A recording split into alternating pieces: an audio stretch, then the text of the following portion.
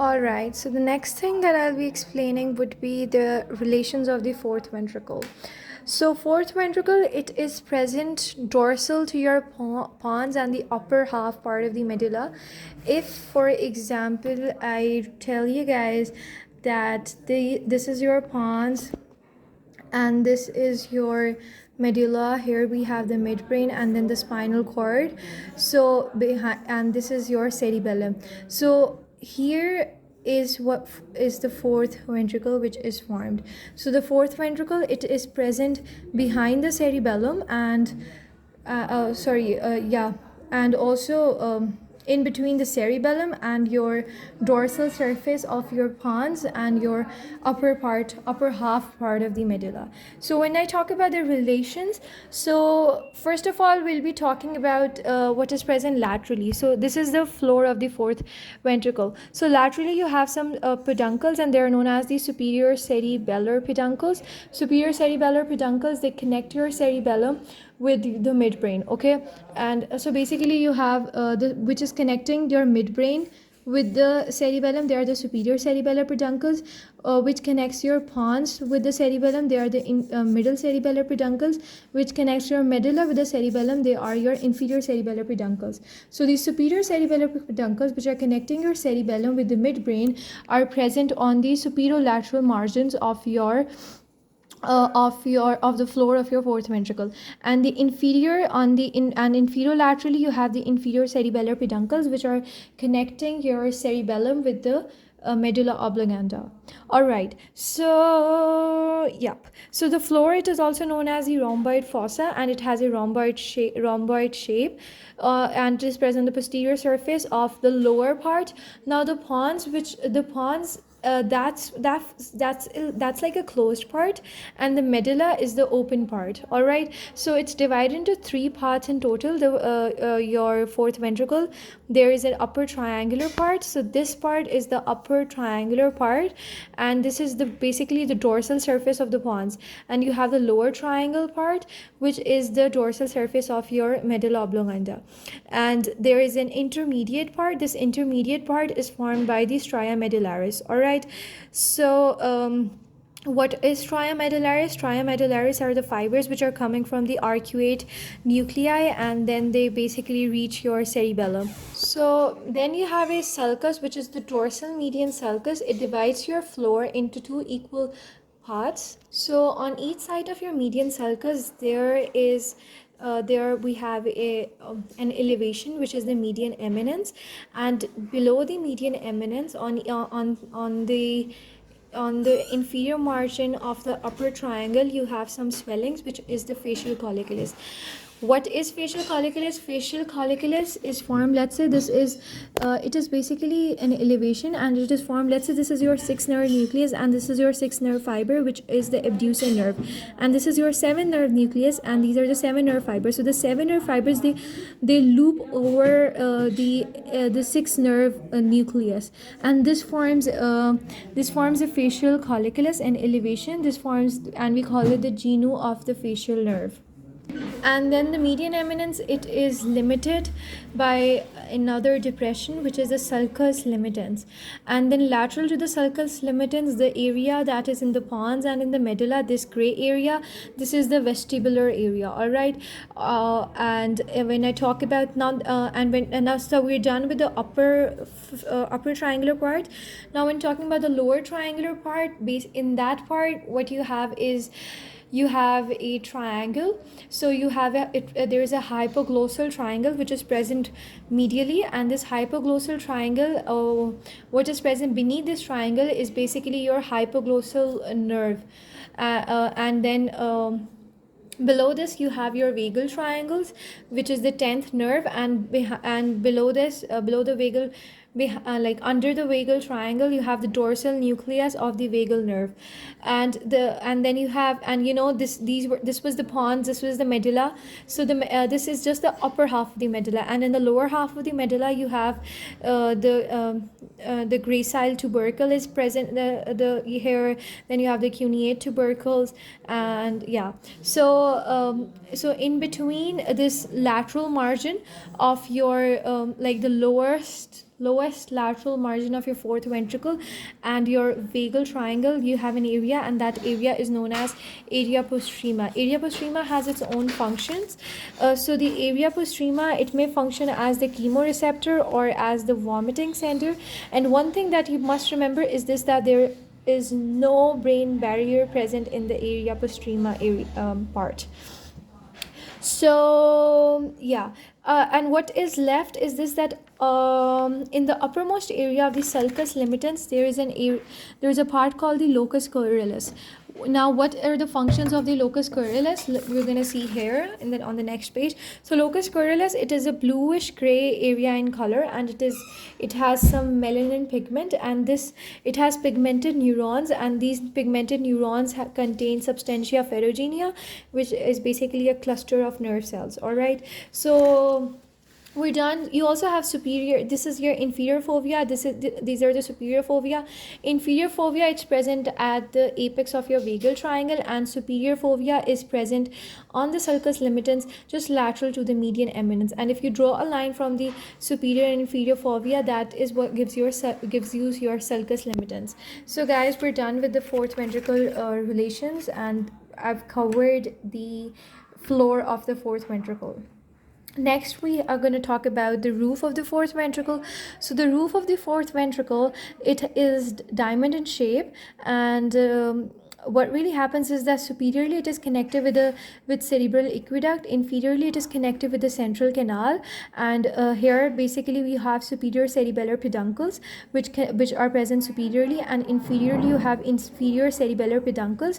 And yeah, so what really happens is that the superior cerebellar peduncles, they kind of like meet, and it forms a medullary velum, and that velum is known as the superior medullary velum, and inferior cerebellar peduncles, when they meet, they form inferior medullary velum. So the superior part, the superior boundary in the roof is the superior medullary velum and the superior cerebellar peduncles. So the superior medullary velum, what is it? It is just like, it just contains a sheet of white matter. And the inferior medullary velum, now the important thing about the inferior medullary velum is this, that inferior medullary velum, it does not contain nervous tissues. So what is it really made up of? It is made up of ventricular ependyma and the pia mater of the tila chorioida. What is that? So when I talk about here, so these are your pons, this is your medulla, this is your midbrain, this is your spinal cord, and this is your cerebellum. Okay, so we know that behind the pons and the medulla and the and like ahead of the cerebellum, you have your fourth ventricle. So this area is basically your fourth ventricle.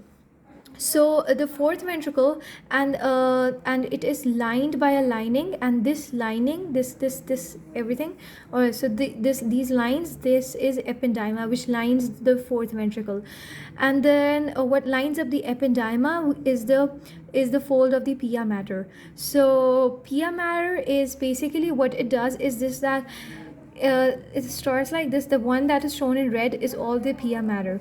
So guys, the pia mater, what it does is this, that it when it comes like behind the nodule of the cerebellum, what it does is that it reflects down from the nodule of the cerebellum, and it forms a ventral layer. So this layer of the pia mater, we call it the dorsal layer, and when it reflects down, it forms a ventral layer. So in between the dorsal and the ventral layer, there is tila chorioida. What is tila chorioida? It is the double layer of the pia mater, and it is present only in the lower part of the fourth ventricle. It is only present in the inferior medullary velum, not in the superior medullary velum area. So and then there is some kind of opening, this pia, in the opening in the pia mater, and in that opening it causes all the stuff which is in the ventricle, which is obviously the CSF. The CSF can flow from the ventricle into the subarachnoid space. Now what is subarachnoid space? So you've seen this red covering, which is the pia mater, and on top of the pia mater, there the covering in the black is your basically arachnoid matter, and in between the pia mater and the arachnoid matter is the subarachnoid space, and this is the space where your CSF runs. So through this foramen of Meganti, or this piercing, which is known as the foramen of Meganti or the median aperture, the CSF can flow from your fourth ventricle into the subarachnoid space. Yeah, so this foramen of Megendie, or the median aperture, it is a cavity which will allow and will provide a communication between the fourth ventricle and the subarachnoid space, and it is also known as the cerebellomedullary system. So and in this like double layer, you have the tila chorioida. Now talking about the blood supply, so the roof is supplied by pica, which is posterior inferior cerebellar artery, and the cerebellopontine angle in the lateral recess is supplied by ica. If you didn't get the ica point, leave it. It would be clear later. So once after this opening, what really happens is this, that this pia mater, it continues down as the pia mater lining of the medulla oblongata. So this foramen of Megendie, it is present in the center of the roof of the fourth ventricle, as you can see here, and these are the choroid plexus, and this is basically your vertical limbs, and these are your horizontal limbs of the choroid plexus, and they go till the inferior cerebellar peduncles, and there is also a foramen on the lateral side, and we call it, there's a lateral aperture, and the foramen through which the CSF runs from the fourth ventricle into the subarachnoid space, and that foramen on the lateral side is known as foramen of Luschka. So you have two foramen of Luschka which are present on the lateral side, and the one present on the middle is the median aperture, and that opening is known as the foramen of Megendie. Now next we're going to talk about the recesses of the fourth ventricle. So in total we have 5 recesses. The two which are present on the laterally, they are known as lateral recess, and we also call them the foramen of Luschka. So through these below this foramen of Luschka, you have the inferior cerebellar peduncles, and on top of it there is a flocculus of cerebellum. And this foramen of Luschka, what it does is that it drains the CSF from the fourth ventricle into the subarachnoid space. And we say that it in the cerebellopontine angle, or in the pontine system. And then there is a median dorsal recess, and this median dorsal recess is also known as the foramen of Megendie, and this extends. What really happens is that this is your foramen of Megendie. This foramen of Megendie, so behind it is present ahead of the cerebellum, so behind it is the cerebellum. So this foramen of Megendie, shown in red color, what it does is this, that it will open into the white core of the cerebellum, and it is present, and this is the nodule of the cerebellum, so it is present cranial to the nodule, so it is present on top of the nodule. If the one shown in black is the nodule, so it is present cranial to the nodule. And on each side of the median dorsal recess, you have the dorsolateral recess, which is this and this, and these are present above your inferior medullary velum, and they lie on either side of the median dorsal recess.